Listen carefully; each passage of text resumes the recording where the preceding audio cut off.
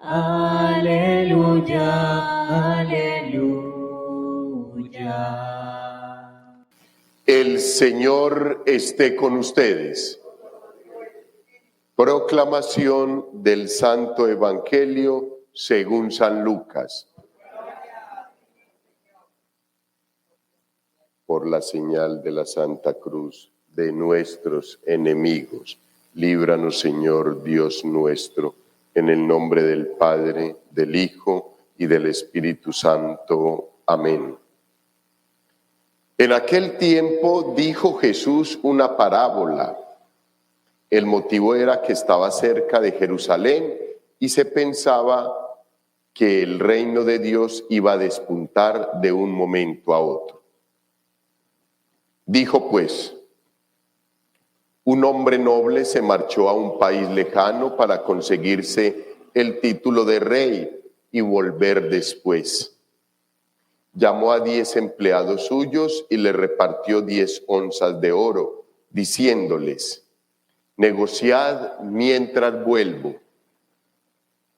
Sus conciudadanos que lo aborrecían enviaron tras él una embajada para informar: no queremos que él sea nuestro rey. Cuando volvió con el título real, mandó llamar a los empleados a quienes había dado el dinero para enterarse de lo que había ganado cada uno. El primero se presentó y dijo: Señor, tu onza ha producido 10.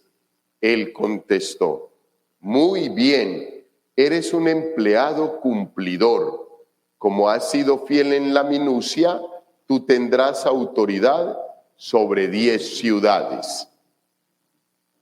El segundo llegó y dijo: tu onza, Señor, ha producido 5. A ese le dijo también: pues toma tú el mando de 5 ciudades.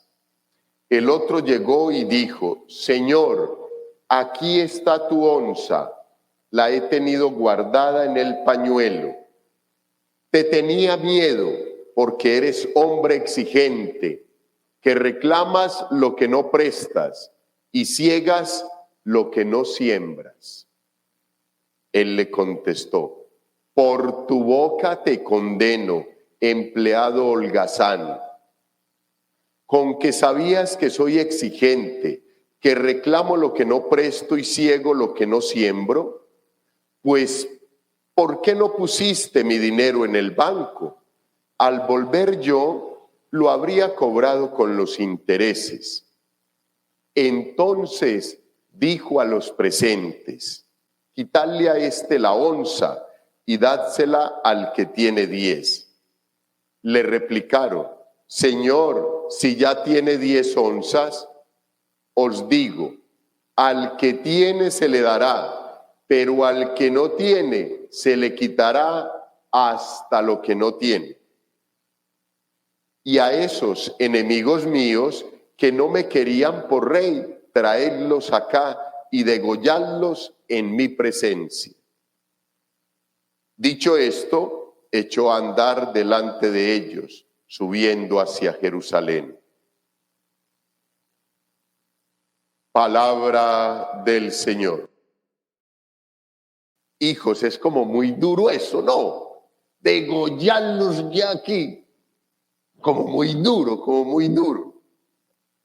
Como que eso no puede venir del Señor Jesús. Hijos, pero es verdad. Y era la forma en que el Señor Jesús le tenía que hablar a la gente de su tiempo. Pues en esos momentos no habían acuerdos, ni diálogos de paz, ni de zona de distensión, ni nada de eso, sino que las cosas se arreglaban así.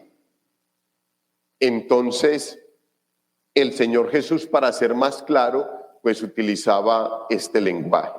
Pero bueno, espérenme un momentico, porque es que la lectura que continuamos hoy del libro de los Macabeos, les decía ayer que es muy bonita, muy trágica también, igual.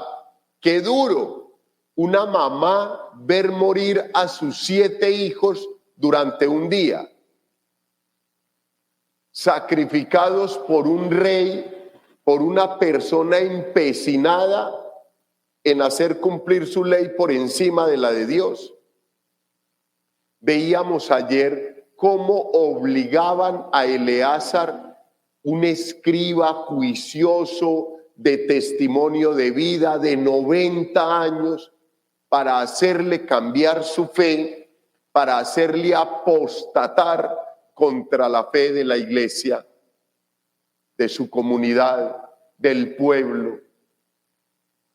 Hijos, y vimos que él no accedió a los intereses del rey. Y hoy, por el testimonio, muy probablemente, no lo dice el texto, pero recuerden que ayer Eleazar decía, ¿qué van a decir las generaciones que han creído en mí durante 90 años? Él era un líder de la comunidad, del pueblo.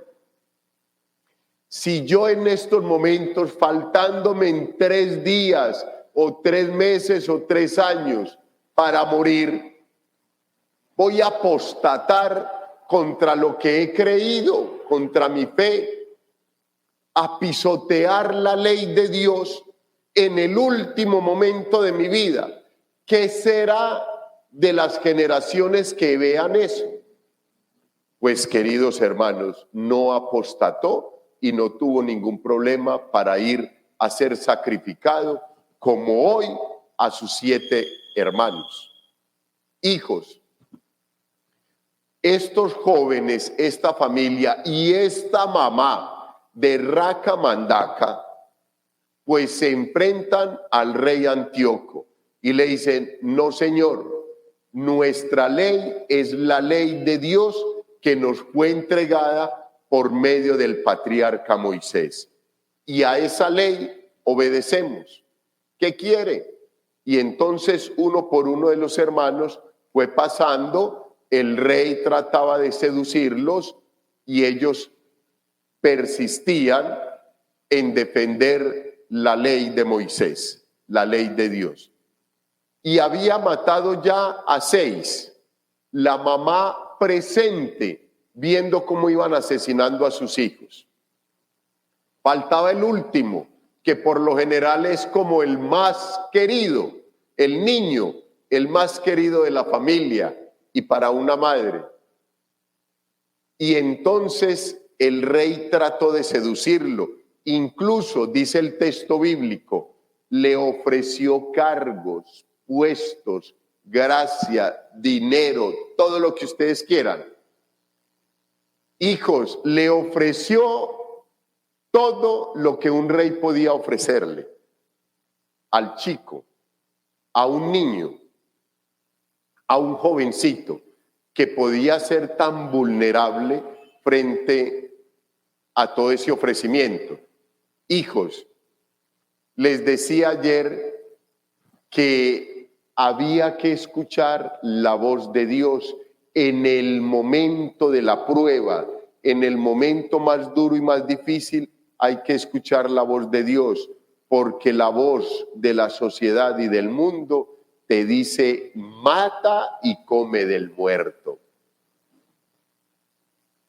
Este chico no accedió a absolutamente nada. Hijos, ¿y no se les parece como muy similar cuando el Señor en las 3 tentaciones del desierto, el demonio se aparece y le dice, póstrate delante de mí y te regalaré todos esos reinos, todo eso será tuyo?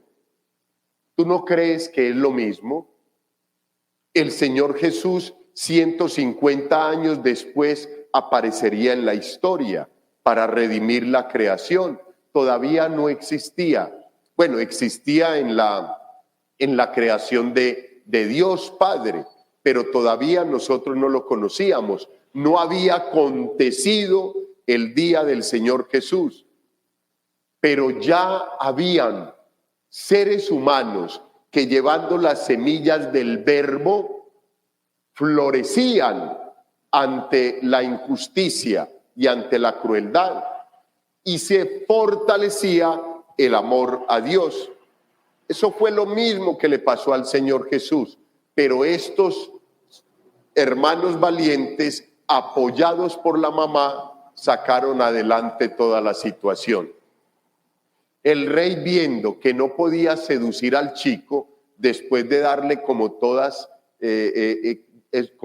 esos ofrecimientos, le dice a la mamá, palabras más, palabras menos, como en caleño o en paisa: ve, mi hija, ve, decirle a ese pelado, ve, que deje la bobada, que se aleje, que se venga conmigo, que yo le voy a dar, que va a tener plata, que va a tener...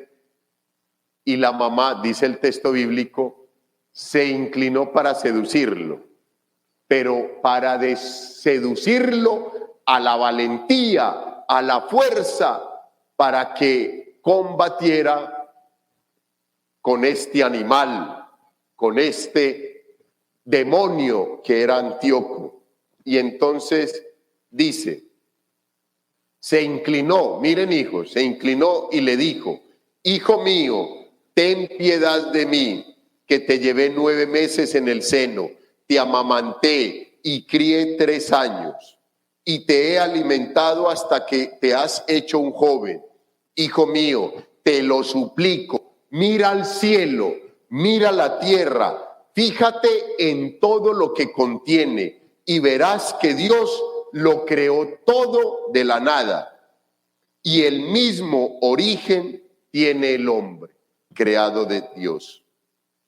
No temas a ese verdugo, no temas a ese verdugo, no desmerezcas de tus hermanos y acepta la muerte. 6 hermanos ya habían pasado por ahí y la mamá le decía: vea, mi hijo, no los vaya a hacer quedar mal. En paisa, vea, hermano, no lo vaya a hacer quedar mal. Ánimo, usted es el último, pero hágale, que Dios lo está esperando. En estos momentos es que hay que dar testimonio de la fe, para adelante como sus hermanos, ánimo. También les decía, cuando se porten bien, no dude en darle un beso y un abrazo, sea un varoncito o sea una niña. Denle un beso, denle un abrazo. Que un niño, no conozco el primero que haya cambiado de sexualidad por un beso del papá. Antes, por el contrario, se fortalecen la relación y cada día van de la mano juntos como familia, saliendo adelante. Hijos, eso es lo que hay que hacer. El mensaje de este texto bíblico es muy hermoso, queridos hermanos. Por encima de Dios no hay nada. Por encima de sus preceptos no hay nada, porque fueron unos preceptos elaborados desde el corazón de Dios para que tú y yo vivamos siempre felices, honestos y transparentes ante Él.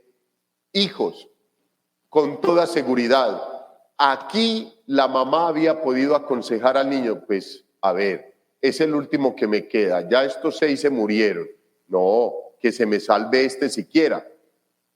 Una pobre viuda con el último hijo, ella sabía que se moría, mataban ese hijo y la que seguía era ella, porque en la sociedad del tiempo no contaba la mujer, que no tenía un varón al lado para que la sostuviera. No tuvo ningún problema la mamá, punto, y entregó a su hijo.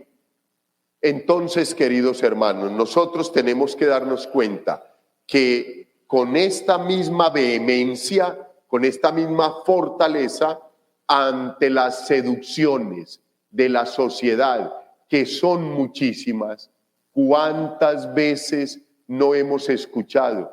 Venga, vecina, vea, no diga eso y yo le doy 100,000 pesos. Venga, colabóreme con esto, déjeme coger este otro poquito de tierra y yo le regalo y yo le doy tal cosa y tal otra. Colabóreme, venga. Déjeme, yo me voy con su hija y le doy un puestecito. ¿Cuántas veces? Y cuántas veces nosotros, queridos hermanos, seducidos ante las propuestas de la sociedad, que en términos generales es manejada por la filosofía demoníaca, hemos caído en la seducción. Ahí es donde tenemos que reflexionar. Yo espero que si eso sucedió en nuestras vidas, en estos momentos no. Y cada día actuemos más derechitos, más honestamente, más transparentemente. Bueno, hijos, y en el Evangelio, pues vemos esta parábola de los talentos. A mí me gusta mucho más otra traducción que al terminar la narración de los talentos, en este caso a cada uno le da de a una onza. El uno la hace funcionar y la hace multiplicar y devuelve 10. El otro devuelve 5 y hay uno que la guarda en un pañuelo. A mí me gusta más la otra traducción, que a uno le da 10, al otro 5 y al otro le da 1. Y uno dice, pero ¿por qué a uno 10 y al otro 5 y a uno solamente le da 1, no más? En esa otra traducción dice al finalizar, a cada uno le dio según sus capacidades. Y esa me gusta mucho más porque cuando uno traduce la parábola de los talentos y la aterriza a la vida nuestra, queridos hermanos, eso vemos. El Señor a todos nos dio igual, pero según la capacidad que nosotros tenemos para poner a funcionar los talentos. Pero a todos nos dio igual, a todos. Y todos tenemos la libertad de escoger la vocación que queramos. Ser padres, estudiar derecho, irse de misionero, ser sacerdote. Nosotros podíamos escoger lo que queríamos. Todavía lo podemos hacer. Hijos. Y no la pasamos toda la vida mirando los dones y los talentos que tiene el otro y los míos guardados. En esa otra traducción dice que la persona que recibió un talento lo enterró. En esta dice que lo guardó en un pañuelo. Lo mismo. No lo puso a trabajar, quiere decir, lo enterró. Hijos, ¿cuántos talentos, cuántas onzas el Señor Jesús nos regaló a cada uno de nosotros? Y cuando regrese, va a pedirnos cuentas por qué fue lo que hicimos con esos talentos.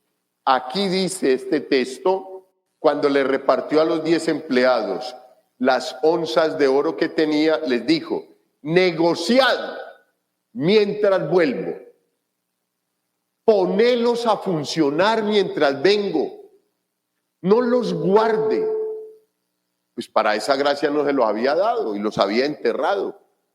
Pero Él les da la indicación y es un imperativo categórico. Negociad mientras vuelve. Hijos, quien cumplió lo que dijo el propietario del oro, salió adelante. Quien no hizo lo que él estaba pidiendo, le fue mal. Hijos, nosotros apliquemos esta parábola a nuestra vida. ¿Cuántos talentos todavía tenemos guardados? ¿Cuánto hemos dejado de aprovechar el tiempo, que es un talento espectacular? La fe, la formación, la vida, la salud, la familia, los amigos. ¿Cuánto los hemos aprovechado y cuánto los hemos dejado de aprovechar? ¿A cuántas personas he beneficiado con todos los talentos que Dios me ha regalado? ¿Dónde los tengo? Y habría entonces que comenzar a pensar, yo los enterré, se me perdieron, ¿dónde los boté? Ya no tengo sino uno, me queda faltando un año de vida. Y entonces, ¿qué pasó? Hoy es el último día de mi existencia.